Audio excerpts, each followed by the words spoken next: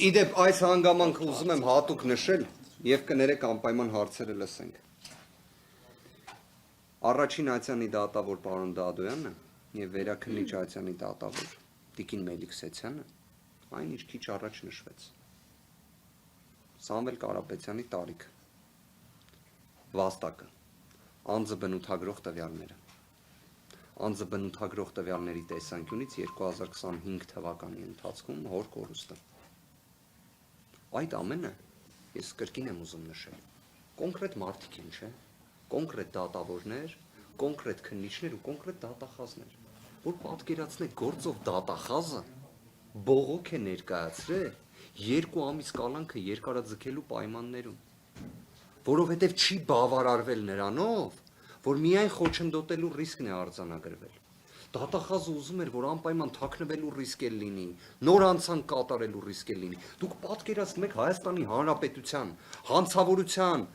մակարդակի պայմաններում 53 քննիչ եւ այդքան դատախազներ իրենց ժամանակը, ռեսուրսը, մարդկայնությունը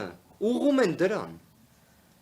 որ բավարար չի, որ 2 ամիս երկարաձգվել է կալանքը, գործընկերներ, պատկերացնում եք, ես չգիտեմ սա ինչպես բնութագրեմ,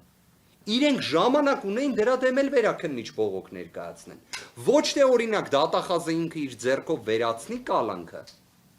ոչ,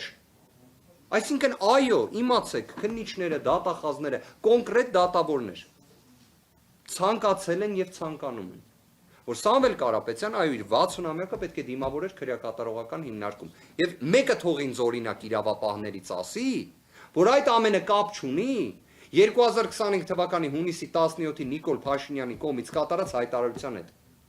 Թող լինի էլի այդ մարդը, որը սթափ կկանգնի ձեր առջև,